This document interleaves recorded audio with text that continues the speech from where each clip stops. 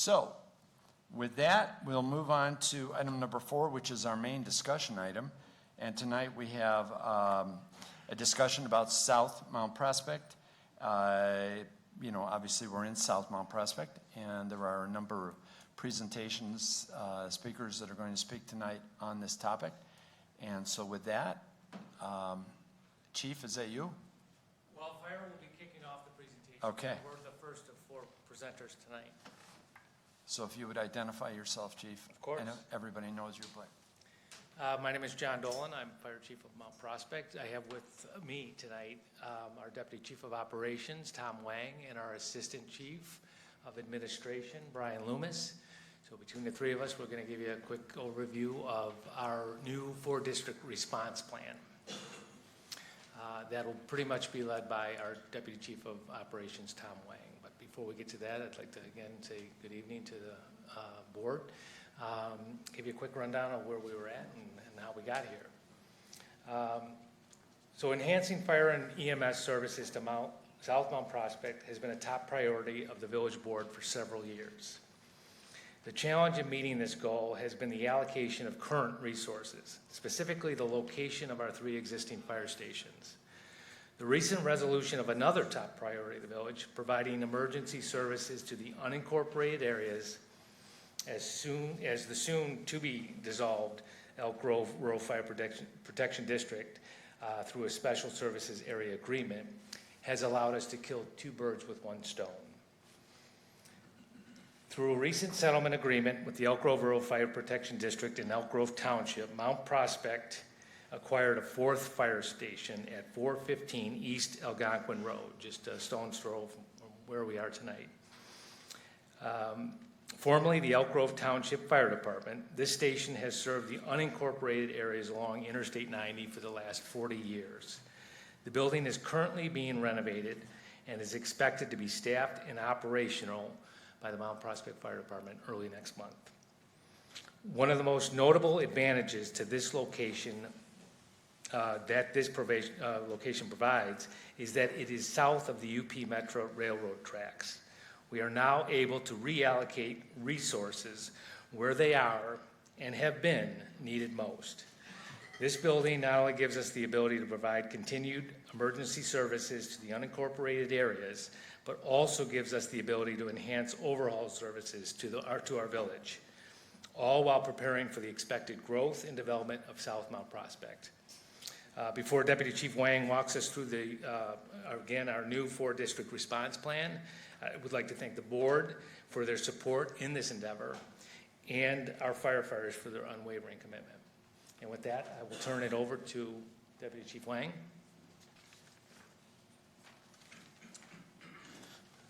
Good evening, everyone. Tom Wang, Deputy Fire Chief.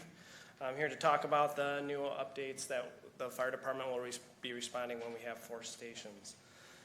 So let's just get a little history of where we are today from where we were. When I started in 2003, we had 17 as the daily firefighters per day.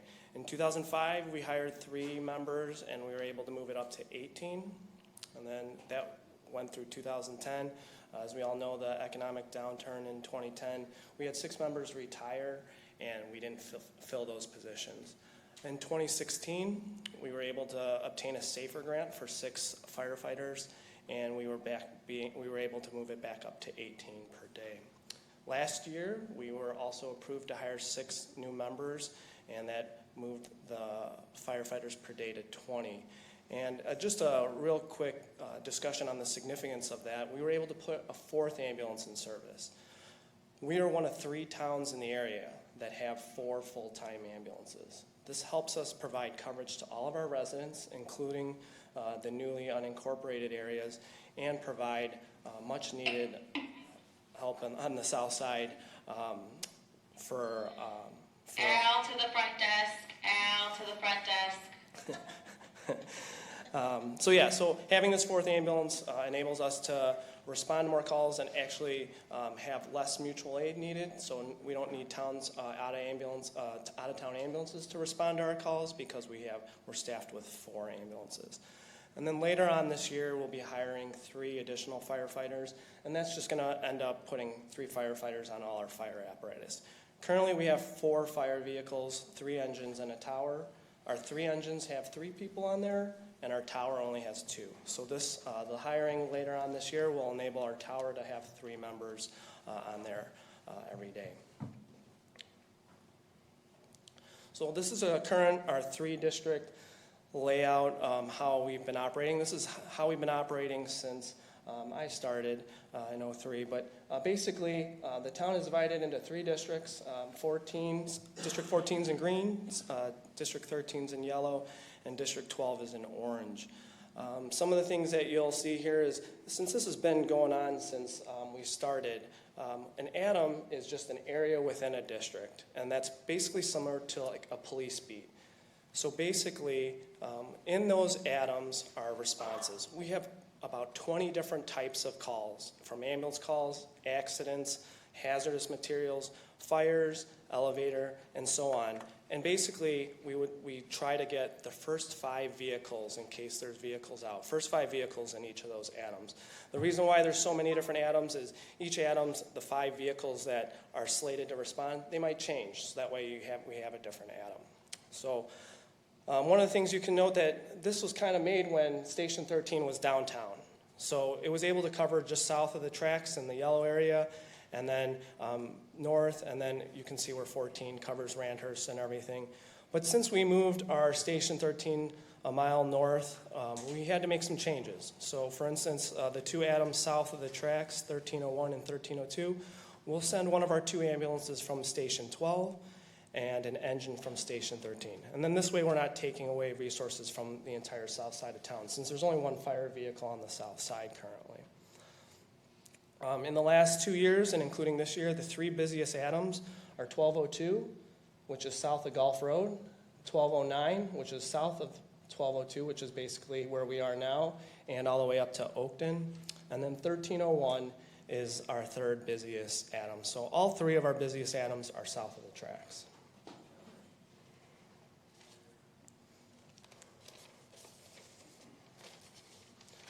This will be the new layout and the response for having 4 stations or districts. I'll talk more about the map in the next slide, but this is going to be the layout for our 4 stations. At Station 13, which is our headquarters, we'll have a battalion chief who runs the entire shift. We'll have a tower with 3 members, an officer and 2 firefighters, and an ambulance with 2 firefighter paramedics. At each of the other 3 stations, which will be the new Station 11, Station 12, and Station 14, there'll be an engine and ambulance, 5 members at each station with 1 officer.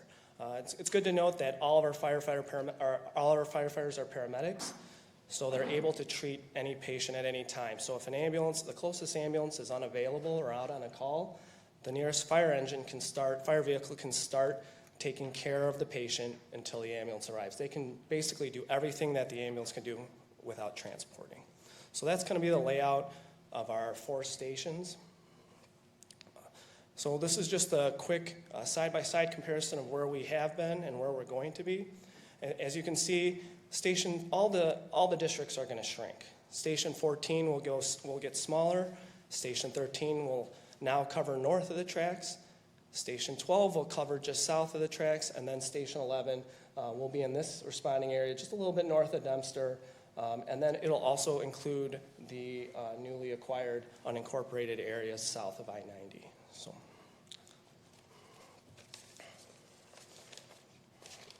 one of the other points that I'd like to make is, if you notice, 1202 and 1209 are our 2 busiest atoms. Station 11 now is going to be right in the middle of 1209. So our response times are also going to be a lot better, having a rig, another fire vehicle and an ambulance close on the south side.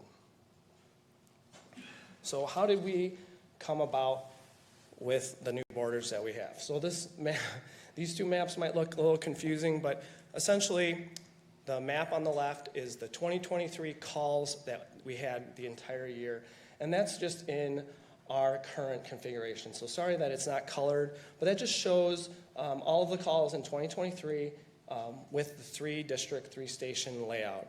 What we ended up doing was we were able to create a map, give it to GIS, who then plotted all the calls from 2023 into this 4-district layout. So if we ran with 4 stations in 2023, this is what the call volume would be. And then on the right, which is really small numbers, this isn't an eye exam or anything, but it also tells you where all the calls are, how many are in each of the new atoms. So this is kind of what that map will signify. In 2022, District 12, 13, and 14, the calls are per day, 7.5, 6.5, and then 3.89. It also goes to show that north and south of the tracks, we had 8.5 calls north, 9.36 calls south.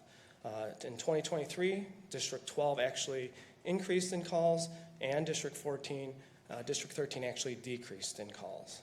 As you can tell, the north remained about the same, south actually got busier. 2024 through May, there's a bigger jump now in District 12, a good jump in District 14, but District 13 is again shrinking in the volume of calls. So the 2023 new numbers, so that's all the numbers plotted from 2023 calls into what would be 4 stations. So District 11 would have run 4.1 calls, 12 5.83, 4.85 for 13, and 3.71 for 14. Now this doesn't include the unincorporated calls that we've been tracking the last 8 months with Elk Grove Village and Des Plaines. We're tracking less than 1 a day. But if we were to round up and say at least 1 a day, District 11 would have 5.1 calls. And then 2024 through May, it's kind of about the same. District 13's about flat. District 14 is actually getting a little bit busier. And then District 11 and 12 are a little bit busier. But again, that doesn't include approximately 1 call a day into the new area. Yes, trustee. The last, not this one, the one before, where Sure. everything was really tiny, and it was obviously an eye exam because I can't see it from here.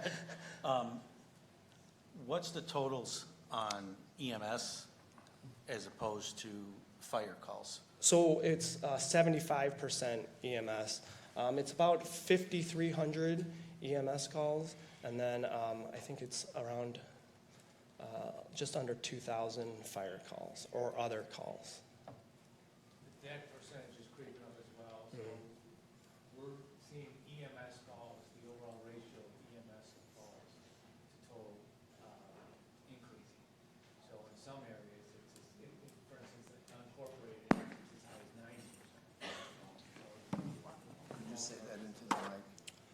Yeah, the overall calls for EMS are increasing, and then in the newly unincorporated areas, we're trending, which is less than a call a day, but it's trending more like 90% EMS calls. So yeah, EMS is slowly increasing every day, every year, and the fire calls are either remaining the same or increasing not as much. So, yes. I just want to understand, Chief. the newest fire station that was the new headquarters that was moved from the village, is that in the smallest, or the least busy area now? No, Chief, hold on one second. Sure. Could you bring the mic over? Because otherwise, people listening on the TV can't. I was just asking whether, since the headquarters of the fire department is now in the lowest call area, am I understanding that correctly? No, actually, District 14 is the lowest call district That's in the our one department. furthest north? That's correct. That's the one at Kensington and River Road. So that one has traditionally been slower than the other 2, and then most likely 3 stations. Okay, so is the current headquarters in the same district before you have the 4 that it was before? Yes, it has always been. If we look at this previous map, right where the diagonal line where Northwest Highways is, that's kind of where the old station was Yes. at 83. And then now it's moved up. If you can kind of see right where the diagonal line for Rand Road is, the fire station's just south of that at 83. So it's still in the yellow?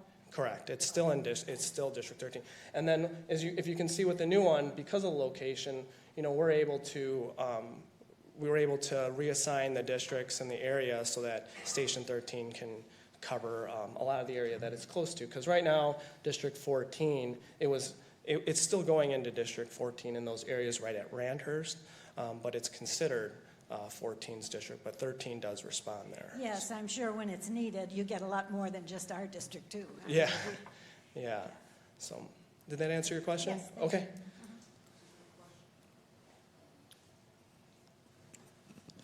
Chief, is there a commonality in the EMS calls? Have you seen an uptick in certain things that, since the calls are going up, is there an uptick in certain reasons that EMS is being called? Or is it just the average related, somebody fell or they needed to be rushed to the hospital for a health reason? Or is there a catalyst for the numbers?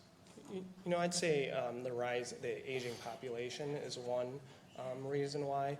We also have a senior living at 1111 Linneman, and then we do have some newer immediate care facilities on the north side that also generate a lot of calls too. So those are some of the reasons, but in the whole area in the whole northwest suburbs, it's all been trending upward as far as call volume and how many are EMS. Okay, So, thank you. Again, this was a call in the districts per day. In 2024, as you can see, there's another jump on the south side with just a small jump on the north side. So everything's kind of trending toward more calls being on the south side, and it's about 54-55% right now that calls are south of the tracks. So unit responses. So these are our vehicles the last 3.5 years as far as how many responses they have. If you can kind of see, engine 13 used to be busier than engine 12, but just barely. And then engine 12 has just shot up from 2406 to last year 2942. Again, and that's the reason. And the reason why is there's more calls being generated on the south side now. And now engine 13 has also gone up a little bit from 21 to 2022. And then in 2023, it actually went down a little bit. Now, one thing to note with engine 13 in the last 2 years, and with the 2,600 calls, almost 1,000 of them. It's about 950, under 950 in 2022, and like 970 in 2023. They're actually all south of the tracks. So more than a third of engine 13's responses are south of the tracks. So just another reason why this station is going to be incredible for the residents, not only for the unincorporated areas, but for just ensuring more vehicles on the south side to respond to calls. So, and then if you can tell, engine 14 has slowly been going up, and then tower 13 slowly has been going up as well. Our ambulances are hard to tell because in 2022 in October, we started a 4th ambulance part-time, and that went all the way into 2023 until we were able to make it full-time, which was June. So it's kind of hard to give you some really, really good numbers, but you can kind of tell the responses have decreased quite a bit just in the 2023 numbers for half the year having a full-time 4th ambulance, half the year part-time. One of the big things you can tell is just through May of this year, you can just see 2024 calls per day, 5.46, 5.29, 4.6, 4.5. In 2022, that's kind of the last time we had almost 3 ambulances running full-time. You can kind of see the numbers and how they are responding. So those are the calls per day. Quick question. Yeah. So with the addition of Station 11, our response times across the village will improve, correct? Yeah, overall they will improve for sure because where the stations are right now, you're not going to get much of a difference in response times because they're already responding to where they are. But since we have so many more calls on the south side and having another station down there, especially in the heart of where all the calls are, yeah, they'll get there much faster.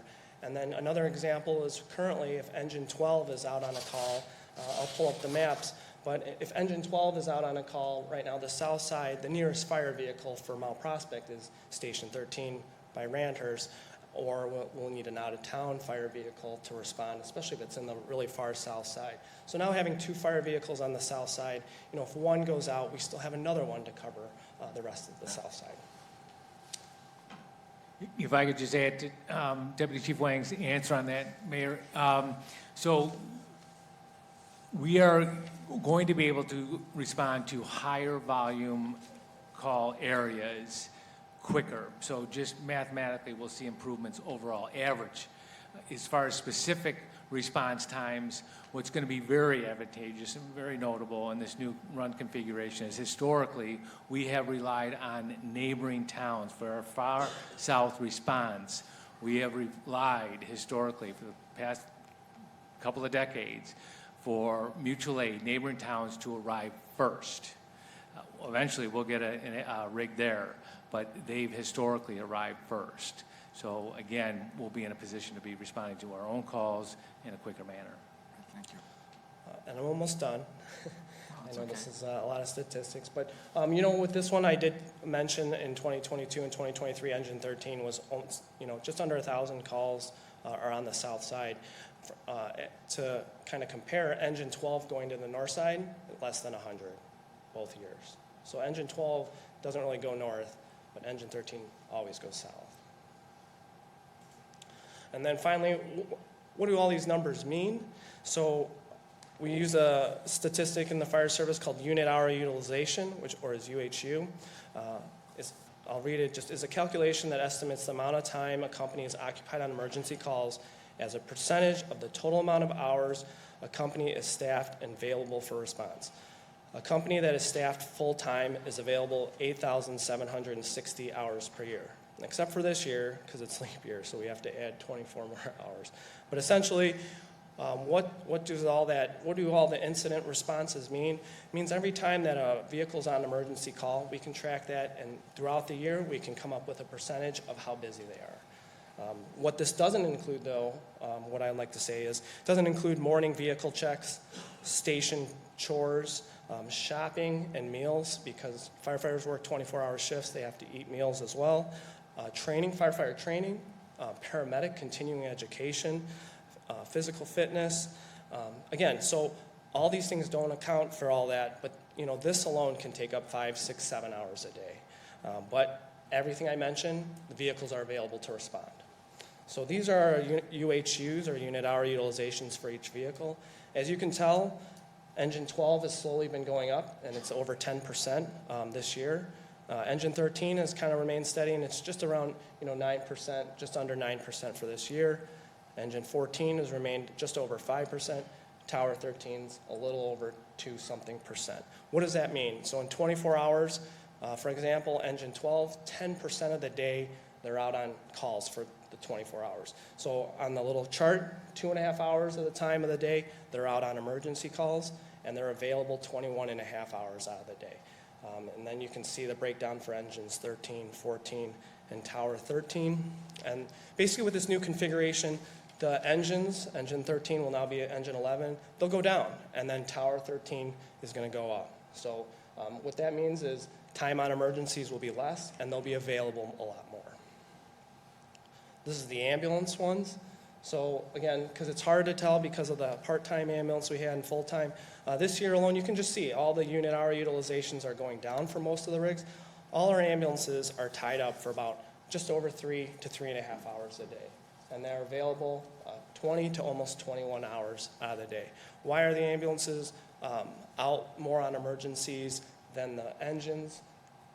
Also, it's because when there's a ambulance call, the ambulance goes to the hospital, writes a report, restocks, comes back in service. So they're out for 30, 45 more minutes than the engine. The engine can clear up right away and be available for the next call. So that's why the ambulances are a little bit are higher on emergency calls. And then one of the big things we always say is firefighters are always paramedics, but the inverse always works too. Paramedics are firefighters. Having 4 ambulances means there's more vehicles in town, and they can also respond to fire calls too. And on fires, they pair up with the fire company, and they do work too. So having more ambulances also equates to having a safer response on fires, because there's a good chance they're available more often. Yes, sir. Are they in their turnout gear? Are the ambulance crews in their turnout gear though? Yes. So if we have a suspected structure fire, we'll send 3 ambulances, and it'll be our 3 first. So that way we have our members working together with the fire companies, so there's good cohesiveness. But yes, the fire companies, the first 2 will be actually working on the fire, and then our 3rd ambulance will either be, depends on if they're needed, or they'll be standby in case there are any injuries or anything like that. And then once it gets upgraded, our 4th ambulance is due to go to the fire. But if an ambulance goes out on an ambulance call, and then there's a, let's say they go to the hospital, that's cleared up, they're on their way back, there's a fire, they have to go back to the station and get in there, if they're gonna help. No, all their gear and air packs are on the ambulances too. Got So it. they can just go from wherever they are. Yeah, the ambulances, in addition to their personal protective gear, they also have their self-contained breathing apparatus, their masks, tick cameras, thermal imaging cameras, so they're in a position to go to work quickly. But when they go into somebody's home, they're not in their turnout gear, they're in, yeah.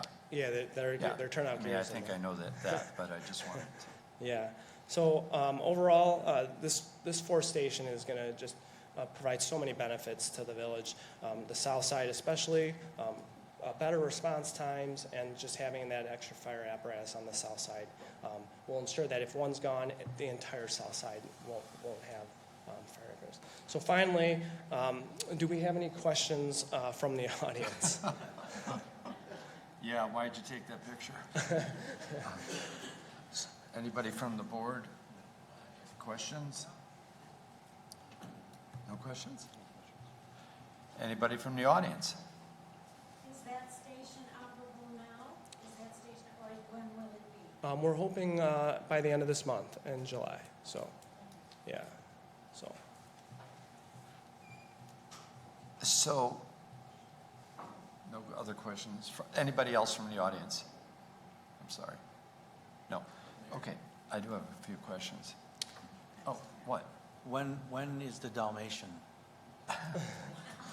coming? His name is Brooks, he's a Dolan. Yeah, isn't that, the Dalmatian thing is actually, it's a fantasy probably, but it's a thing of the past.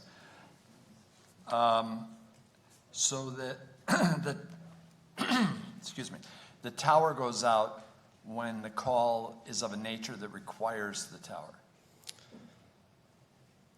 Or the engine is out? So, yeah, so right now, with an engine and tower at the same station, the engine goes first, and then the tower will go second.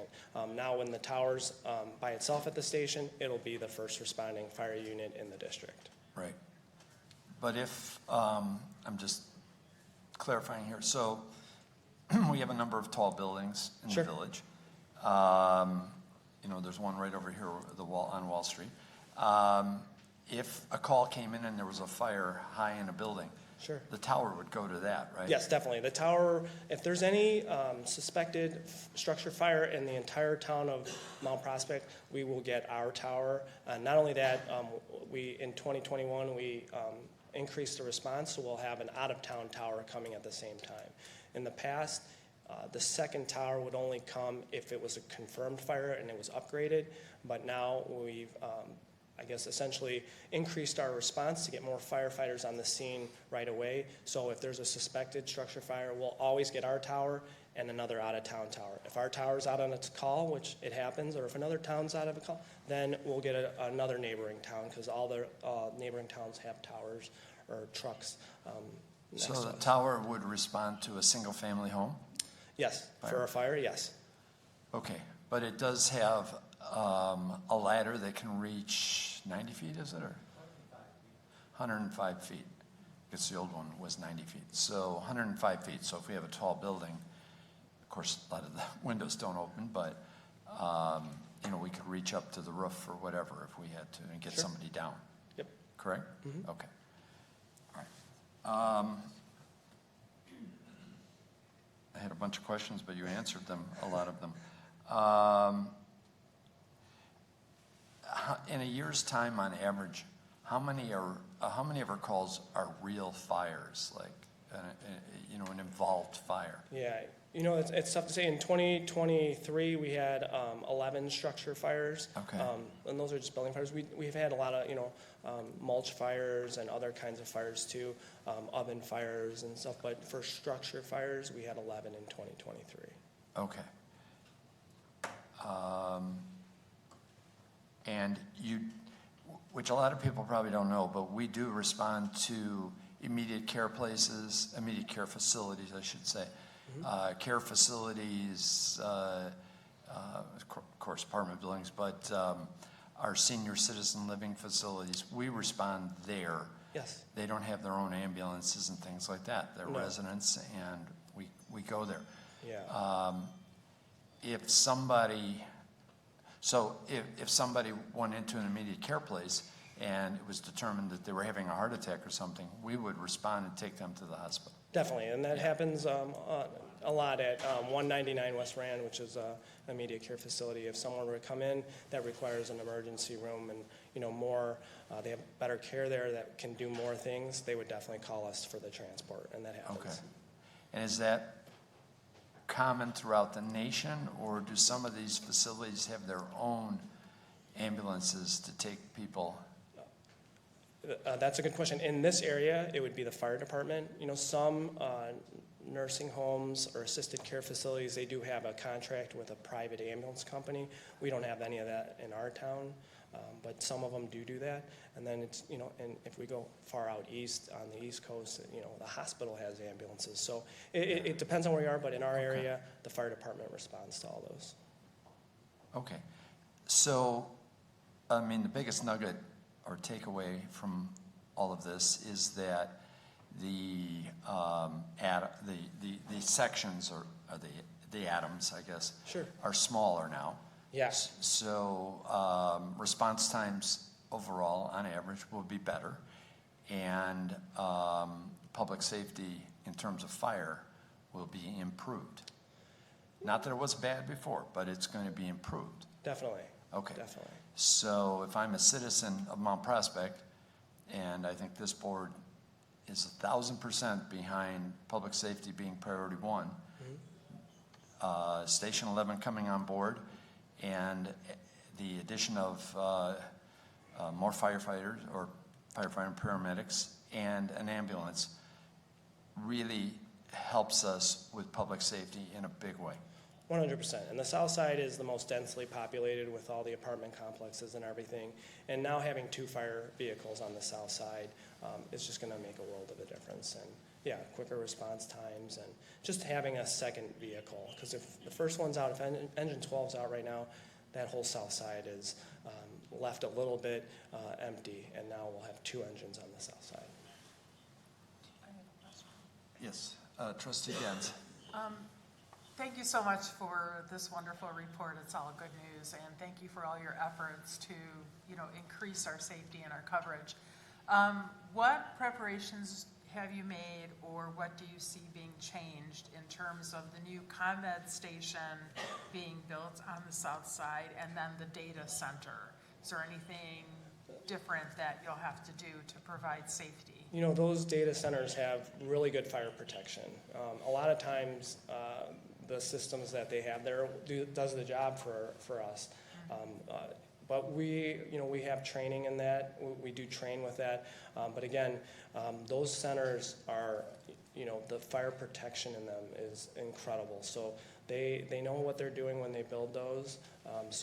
They're, if anything were to happen, it would be, on the fire side usually, because there's not going to be a lot of people there. Right. But the fire protection in those facilities are top notch. And what about the ComEd station being built? Yeah, so that one again it's we have our protocols when it comes to electric and everything, and, Okay. and a lot of times we have to wait. We have to wait till ComEd assures us that the power's off before we can do anything. So a lot of times if something big happens, it's almost like a waiting game to see. And then ComEd also has their own internal team that handles emergencies like that. We're just kind of protecting exposures at that point. Okay. So- And second question is, kind of relates to the area that we're annexing south of Oakton. Is there Sure. anything there that you're gonna have to, explore and monitor and change in how you prepare to protect the property there? Yeah, that's a good question. So the south, if you kind of look at the atoms, if I can pull them up real quickly, the south side, it's tough to see, but on the south of Oakton, the atom is called, I think it's 1103 or 1102 TND, which means Okay. tender. So because the hydrants are rather scarce there. They're usually Yeah. they're on the north side of Oakton, which we have planned out for. We know how many 100 feet away are each hydrant, so we can hit whatever the closest one, we can lay Oh, a okay. lot of hose down. But we have that 2,000 gallon tender from Elk Grove Rural. That will immediately get dispatched if there's a fire alarm, car fire, any type of possible fire. That will also go, and that also will go to any of the mobile home communities that we will be responding to because the hydrants are so scarce. But our responses are definitely different. Instead of 3 engines, there'll be 4 engines just to have more vehicles there to be able to put out a fire immediately. Oh, that's great. The engines carry some water too, right? The engines, yes, 750 gallons. Yeah. So. And the engine has a pump on it that pumps the water, accelerates the water out of the hydrants, correct? Correct, yeah, the hydrants into the fire engine, and then the engine to the hose to the fire. Okay. And the tender we inherited, or whatever, however you want to call it, when we got Station 11, we got the tender that was relatively new and in good shape. No other vehicles, so we donated. We're essentially donating all of the other vehicles that were there because they didn't meet our standards.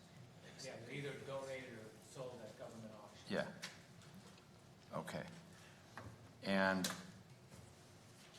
so the question about the data center, and I don't know who toured the United Data Center with us, just east of Culver's and just west of the new Cloud HQ that's going in, is the United Data Center. And we toured that a number of years ago. And to your point, if anything were to ever happen, that's where you want to be. I'm telling you, that building is incredible, and I'm sure Cloud HQ will be even more. In terms of fire suppression and security, and it just goes on from there. It's an impressive building, and like I said, I think Cloud HQ will probably be the same. And so I would suspect there wouldn't be many calls into a data center, emergency type calls for sure. No, Usually. in addition to United, we also have experience on the north end with Walgreens data center. Yeah. They can't afford to lose any data or have Right. any damage to equipment. So Yeah. as the deputy indicated, they have the state, best fixed suppression systems, and we don't, knock on wood, don't have problems. We also, when Cloud HQ, the buildings go up, we'll be first to get in the building, get a good pre-plan, and understand where everything is, what we need to do when an emergency does arise. So Great. we do that with a lot of our buildings, is go out, take a look, district familiarization, as we call it, just to learn what's in your district, what to do if you have a call at these places. Trustee Gantz. Oh, great, okay. So in Business a lot, we talk about adding value to services, and I think it would be intriguing for you, if you could, to look at the data that's coming in from the EMS services, especially from the senior residences, and see if there's any trends that you can extrapolate from that.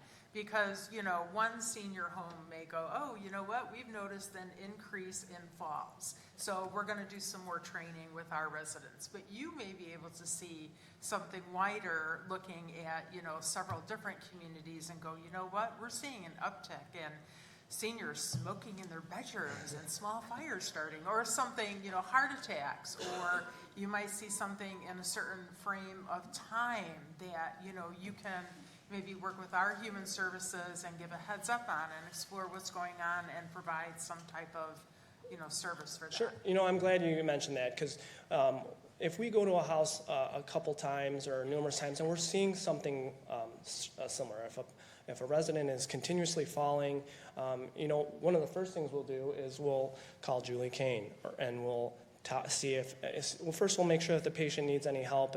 If there's any services that the village can provide, we'd like to help them out with, because constantly falling, there could be things like physical therapy, or what can we, a walker, something as simple as that. So we definitely, if we notice a pattern at a certain residence, we will contact human services, and we'll try to get on the same page and see what we can offer. We have a great human services department here with so many people, so it's great. That's wonderful. Our fire department is plus. Thank you. So you touched on the pre-plans. Sure. Which is a very, a lot of people wouldn't think about. When you show up to a fire, you have the layout of the building. You might even have that in your head, so that when you get in there, if it's a smoke-filled room, you know how this building lays out, correct? Versus just showing up and it's like, okay, now what do we do? Sure. Which is pretty impressive. We have a lot of pre-plans. We do. And you know what? One thing that people may not know is that when you're on an ambulance call and you go to a multifamily residence and apartment complex, most of the apartment layouts are the exact same. So one thing that some of us are doing when we're on the call treating the patient is, hey, okay, when I come into this unit, the kitchen's on the right, living room's on the left, bedrooms are down the hall. So going on a simple EMS call also is a pre-plan in itself, because we're able to get a good layout of the apartment, and then, hey, if we do get a fire here, hey, I remember being there. I know where the bedrooms are, where there could be a good chance that if there is somebody, that's where they'll be. So, yeah, even on EMS call, we're kind of getting a good layout of all the houses, the homes, the residents, the units, anything. So we definitely take advantage of that, too. Very good. Well, any other questions from the village board? Trustee Dante. When the new buildings go up, whether it's a senior center or the data centers, or obviously there's enunciator panels being put inside those facilities. Who's doing, we're doing the checks on the enunciator panels? Fire Prevention Bureau. Okay. And you get a layout of the building and where things are, whether it's people or, in this case, data. And so that enunciator panel goes straight to a particular fire station, or does it ring all of them if there's an issue? So the enunciator, those are all sorts of, there are local panels, but as far as monitoring, that'll either be a private agency or Northwest Community, Northwest Central District. Yeah, okay. And then they're reaching out. Yeah, so the alarm company will reach out to the dispatch center, or if it goes straight to the dispatch center, they'll get all the information and then most likely dispatch an automatic fire alarm for us, and then we'll respond. Okay. Thank you. Anyone else in the audience with a question? Yes. Hold on, the mic is coming. Yes, I'm very concerned about the data center, because I understand that each data center takes 450,000 gallons of water per day, and we have 3 going in on the south side of town. I'm concerned about this, and I'm wondering how that might affect us just in itself, and that's just one issue related to that. So I guess the first question is the concern for domestic use or fire suppression or? For everything, and for the environment. Yeah. I don't know if it's sustainable, but. Yeah, I would defer the specifics of that question to our Director of Public Works, Sean Dorsey. But yeah, we have all sorts of reserves, not only in quantity, but in the ability to pump it when we need it. From a fire suppression standpoint, he'll have to answer that. In honesty, we don't know exactly how much water they're going to consume on a daily basis, but it's not what it used to be. They use far less water for processing and for air conditioning to keep equipment cool than they used to. So they recycle a lot of it. So it's nowhere near as much new daily water demand as you would think. Electricity is really the big demand from the data centers. Jason, did you want to, was there anything you wanted to add to that, or, because I saw you stand up? Yeah, I would just add that Mount Prospect is a Lake Michigan water community. So having a very, very stable water source, it's less of an impact on us as a community from a sustainability standpoint versus if we were a groundwater recharge community that operated primarily off of wells. Okay. Can I have another question, please?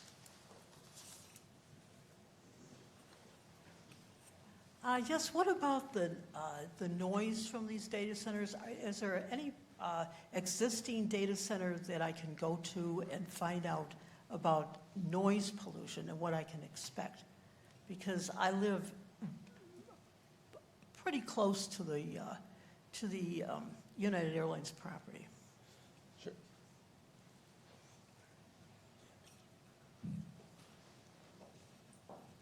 So there is actually an existing data center on the current or former United Airlines campus that you could go and listen and see if you hear anything. Generally speaking, having visited several myself, they don't generate any noise from the outside over and above ambient sounds.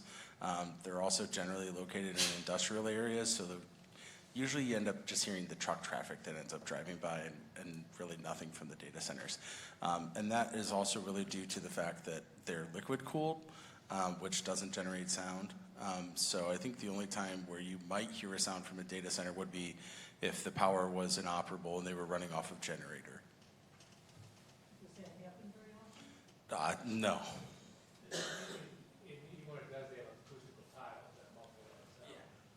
At the United Data Center currently, they have large generators. They're blended natural gas, and then they turn over to diesel. They're huge generators. They're like trucks. The proposed plan that the buildings that are proposed right now, they're smaller generators. So what they do is they load bank, and they bring them on and test them in different series. So generally, that's tested once a week. Usually, people cycle it about the same time as the sirens are tested, so that way it kind of matches that and that it's done, so.